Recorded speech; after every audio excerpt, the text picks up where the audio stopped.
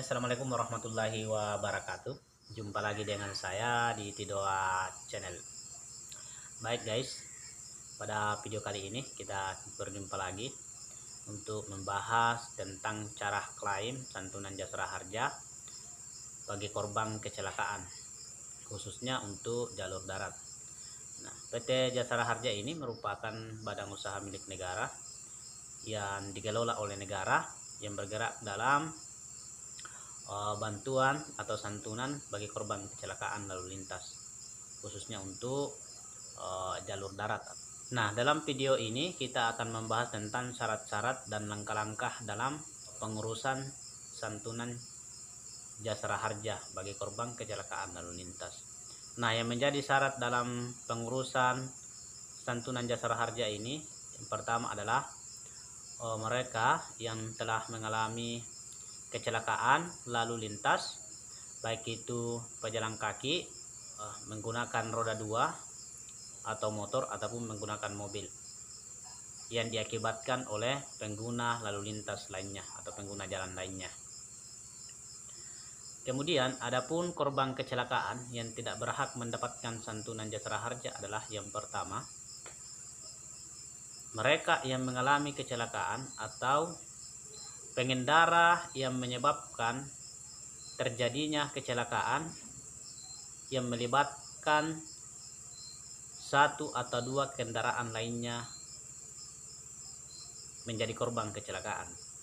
Artinya bahwa jika kita yang mengalami kecelakaan atau keluarga kita yang mengalami kecelakaan dan terbukti yang bersalah dalam kecelakaan tersebut atau dalam kasus laka lantas tersebut, maka santunan jasara harja tidak berhak untuk didapatkan. Kemudian yang kedua yang tidak berhak mendapatkan santunan jasara harja adalah mereka yang mengalami kecelakaan atau korban kecelakaan, baik itu pejalan kaki atau pengendara roda 2 atau motor ataupun mobil yang menerobos palang pintu kereta api. Jadi kita yang mengalami kecelakaan akibat dari kecerobohan, yaitu menerobos palang pintu kereta api, maka santunan jasara harja tidak berhak kita dapatkan. Kemudian yang ketiga adalah korban kecelakaan yang disengaja atau korban kecelakaan bunuh diri itu tidak berhak mendapatkan santunan jasara harja. Kemudian yang keempat adalah kecelakaan akibat dari bencana alam. Nah, kecelakaan akibat dari bencana tidak masuk dalam kategori atau tidak memenuhi persyaratan untuk klaim santunan jasara harja. Kemudian yang keempat adalah kecelakaan akibat dari pengaruh obat terlarang seperti narkoba dan sabu-sabu. Jadi kita yang mengalami kecelakaan akibat dalam pengaruh mabuk atau obat terlarang itu tidak berhak mendapatkan santunan jasara harja. Nah, inilah syarat-syarat yang menjadi syarat utama untuk berhak atau yang bisa melakukan pengurusan santunan jasara harja apabila mengalami kecelakaan. Kemudian ada poin penting bagi kecelakaan yang mengalami luka-luka atau yang mengalami perawatan di rumah sakit atau yang tidak meninggal dan tidak cacat tetap dan ditanggung oleh BPJS Kesehatan atau pengobatannya ditanggung oleh BPJS Kesehatan, maka tidak berhak lagi mendapatkan santunan jasara harja karena pihak rumah sakit beserta dengan BPJS Kesehatan dan PT Jasara Harja sudah bekerja sama dalam pengobatan bagi yang mengalami luka-luka pada saat kecelakaan. Itu bagi yang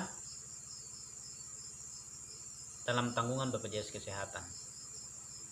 Nah, setelah kita memenuhi persyaratan dalam klaim santunan jasara harja, maka langkah yang pertama kita lakukan adalah pada saat terjadi kecelakaan, yaitu membuat surat keterangan kecelakaan dari pihak yang berwajib, yaitu pihak kepolisian. Dalam hal ini adalah unit laka lantas. Surat keterangan ini menjelaskan bahwa betul kita telah mengalami kecelakaan lalu lintas, beserta penjelasan tentang kecelakaan yang terjadi pada tempat kejadian perkara, yaitu sinopsis kecelakaan yang terjadi pada tempat kejadian perkara.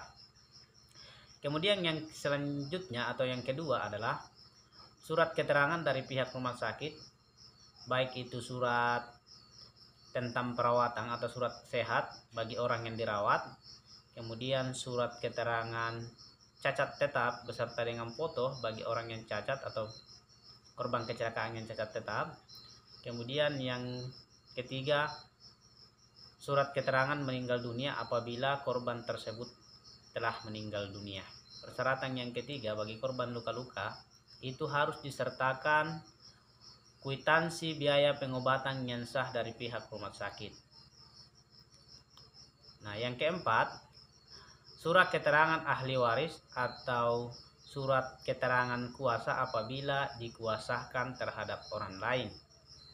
Yang kelima, identitas korban yaitu KTP, kartu keluarga beserta dengan buku nikah bagi yang sudah menikah. Kemudian yang keenam adalah setelah berkas kita lengkap, dokumen-dokumen kita sudah lengkap, maka langkah yang selanjutnya kita lakukan adalah mendatangi pihak Jasara Harja. Nah, setelah kita sampai di Jasara Harja, maka kita akan melakukan pengisian formulir. Nah, biasanya pengisian formulir itu terdiri dari 4 bagian. Ada formulir pengajuan santunan Jasara Harja, kemudian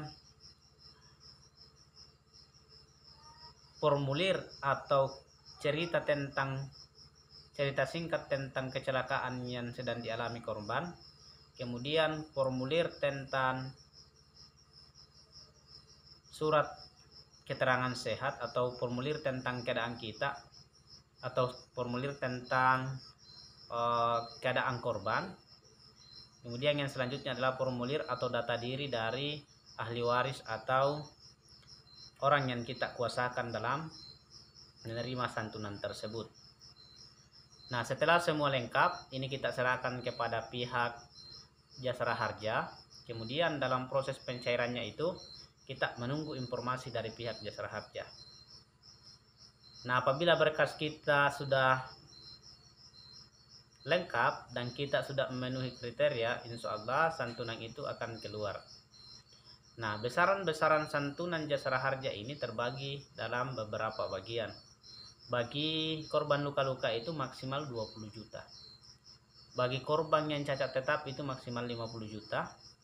Bagi korban yang meninggal dunia itu 50 juta, maksimal 50 juta. Dan biaya penguburan bagi yang tidak memiliki ahli waris 4 juta. Serta biaya penanganan pertama atau P3K itu sekitar 1 juta. Nah, itulah besaran-besaran santunan Jasara Harja yang berhak kita dapatkan berdasarkan kriteria kecelakaan yang dialami korban. Nah, itulah syarat-syarat dan langkah-langkah dalam pengurusan klaim santunan Jasara Harja. Nah, apabila dalam penjelasan saya atau dalam video ini ada yang keliru atau yang tidak sesuai, maka bisa diberikan saran pada kolom komentar atau disampaikan pada kolom komentar. Beserta bila kawan-kawan ingin bertanya, silakan meninggalkan atau bertanya di komentar, insya Allah saya juga cepat respon. Namun sebelum berakhirnya video ini, saya mengajak kepada kawan-kawan, kepada saudara-saudara, kepada teman-teman, bagi yang belum subscribe video ini, silakan di subscribe terlebih dahulu dan ditekan like apabila pembahasan yang saya bahas dalam video ini menarik. Silakan ditekan share atau di-share kepada teman-temannya agar apa yang kalian ketahui dapat juga diketahui teman-teman kalian di luar sana tentang cara pengurusan BP Jasara Harja. Nah, sampai di sini penjelasan saya. Sampai jumpa di video selanjutnya.